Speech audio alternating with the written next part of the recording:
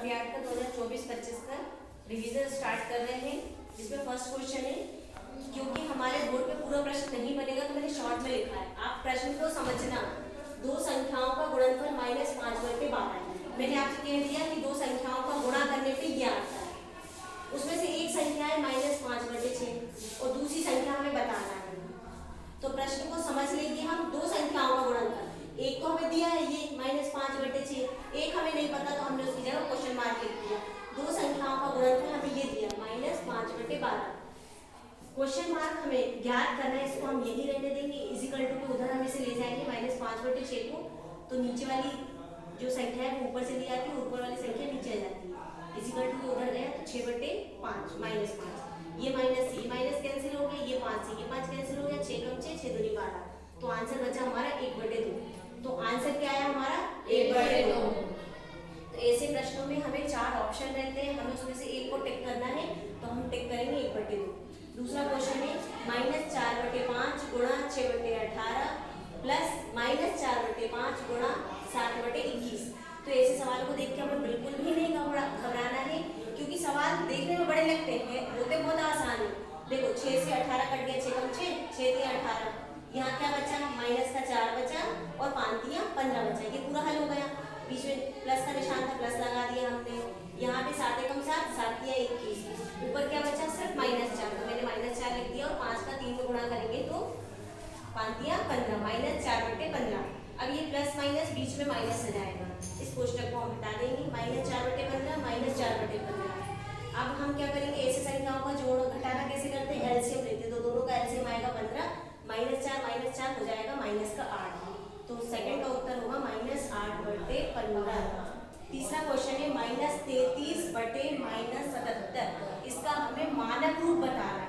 मानक रूप का मतलब होता है, पहली कंडीशन सबसे छोटा रूप आना चाहिए कटने के बाद, भाग देने के बाद। दूसरा धनात्मक होना चाहिए, तो ये माइनस से ये माइनस कट गया, मैंने पूरा चिन्ह नहीं लगाया, ये माइनस से ये माइनस कट गया, और 11 के फाड़े से 11 3 33 और 11 7 77, तो 3/7 इसका उत्तर आएगा। चौथा क्वेश्चन है, ये प्रश्न मैंने लिखा लेकिन मैं आपको समझा रही हूँ किताब में कैसा आएगा। प्रश्न ऐसा आएगा, -1/4 में हम क्या जोड़े कि हमें -1 प्राप्त हो जाए, ऐसा प्रश्न है। मैंने बोर्ड में लिखा लेकिन आप समझो, थ्योरी हिंदी में लिखा होगा, -1/4 में क्या जोड़े -1 मिल जाएगा। तो हमने 1/4 लिख दिया, क्या जोड़े तो हमने क्वेश्चन मार्क लगा दिया, और हमें मिले -1 तो बराबर का चिन्ह लगा के -1 लिख दिया। अब हमें ये याद रखना है कि जो हमें ज्ञात करना है उसको हम अलग करते हैं, बाकी चीज़ों को अलग करते हैं। तो क्वेश्चन मार्क को मैंने यही रहने दिया और -1/4 को इजिकल टू को उधर ले गया, तो -1 तो इजिकल टू को उधर जाएगा तो प्लस का हो जाएगा। ये -1 था और ये माइनस का था, उधर गया तो प्लस 1/4। ऐसे सवालों को हम हल करने के लिए क्या करते हैं, एलसीएम लेते हैं। तो इन दोनों का हम एलसीएम लेंगे तो 4 आएगा, उस 4 का हम 1 मान लेंगे, 4 आएगा। इसके बटे में भी 1 मान लो, कुछ भी नहीं है तो 1 होता ही होता है। फिर उस 4 का इसमें गुणा करेंगे तो -4, फिर इस 4 से इस 4 को भाग देंगे, 1 आएगा, 1 का 1 में गुणा करेंगे तो 1 आएगा, तो -4 और +1, प्लस माइनस होता है तो माइनस करते हैं, और चिन्ह बड़ी संख्या का आता है, तो -4 से 1 को हटाएंगे और चिन्ह बड़ी संख्या माइनस की, तो माइनस का 3/4, ये हमारा उत्तर हो गया। अगला क्वेश्चन नंबर 5 हम देखेंगे। जैसा कि यहाँ पे लिखा है, लेकिन ये प्रश्न भी हिंदी में लिखा हुआ आएगा, -6/11 में क्या घटाएं तो हमें -1 मिल जाए। प्रश्न ऐसा आएगा, ऐसा लिखा हुआ नहीं आएगा, ये आपको करना है। प्रश्न आएगा -6/11 में क्या घटाएं हमें -1 मिल जाए। तो -6/11 बोला था, हमने लिख दिया, क्या घटाएं तो हमने माइनस लिख के क्वेश्चन मार्क लगा दिया, क्योंकि हमें नहीं पता। बराबर ये बताया हमने कि हमें -1 मिलेगा, तो प्रश्न को पढ़ के ये बनाना है हमें। इसकी वजह से हल कैसे करेंगे, आपको पता है जो हमें ज्ञात करना है उसको हम अलग करते हैं, लेकिन यहाँ तो माइनस का है, तो इसे प्लस का करने के लिए इजिकल टू के उधर हम इसी को ले जाएंगे ताकि प्लस का हो जाए। तो इजिकल टू के हम उधर क्वेश्चन मार्क ले रहे हैं, ये देखिए, ये क्वेश्चन इजिकल टू उधर गया तो पॉजिटिव हो गया, -6/11 यहीं पे था, -1 इजिकल टू इधर आएगा तो प्लस का हो जाएगा, -6/11 + 1 बराबर क्वेश्चन मार्क। अब ऐसे सवालों को हल करने के लिए हम क्या करते हैं, हम दोनों का एलसीएम लेंगे, इसके नीचे आप 1 मान लीजिए, एलसीएम लेंगे तो 11 आएगा, 11 से 11 को भाग देंगे 1 आएगा, 1 का -6 में गुणा करेंगे तो माइनस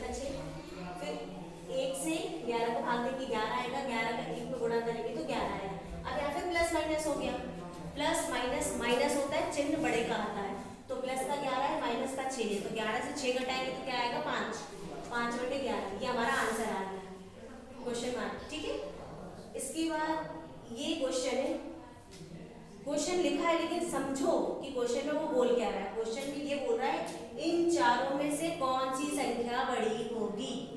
प्रश्न ऐसा आएगा इन चारों में से कौन सी संख्या बड़ी होगी।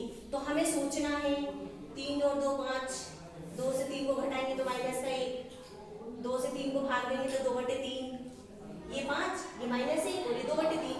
लेकिन जब गुणा करेंगे तो 3 दूनी 6, तो सबसे बड़ा 6 आ रहा है, तो इसमें हम टिक लगाएंगे। मैं इसमें आपको टिक लगाना बता रही, लेकिन ओलंपियाड का जो पेपर होता है उसमें ABCD बोले बने रहते हैं, A मैंने देखा है, मैंने किया है। C और D।